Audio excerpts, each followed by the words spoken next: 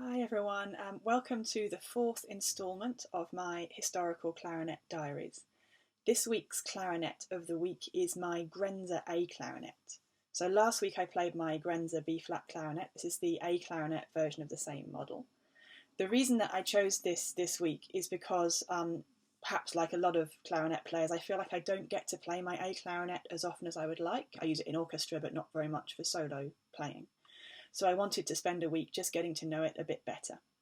The piece that I've chosen is something that I've wanted to do for a really long time. It's Schumann's Fantasiestücke Op. 73, but it's in a slightly different version to the version we normally hear. This version is based on the original manuscript, and it's an edition that was actually prepared by my former teacher Alan Hacker, along with Richard Platt. The difference is that when Schumann first wrote this piece, he actually called it Soiréestücke. And there are quite a lot of changes to the actual musical material. The biggest one that you'll notice is that in this first movement, which is what I've recorded, there's actually a repeat that isn't in the later version. There are also some changes to the clarinet line as well. You might wonder why I'm recording this piece on an instrument from 1810 when in fact it was written in 1849. But actually it's quite an interesting little project, because we know, thanks to a nice article by the clarinetist Erich Hoprick, that this piece was written probably for the Dresden-based clarinetist called Kotte. And we also know that he probably played quite what at the time would have been quite an old-fashioned instrument, very similar to the one that I'm using.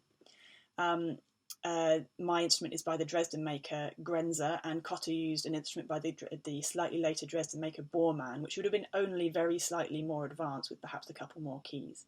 So it's really interesting for me to play this music on this relatively early instrument and see how far the instrument could be pushed. It's about the limit of what you can do on these clarinets. I've also taken the chance to experiment a little bit with the piano part, which I'm playing as well.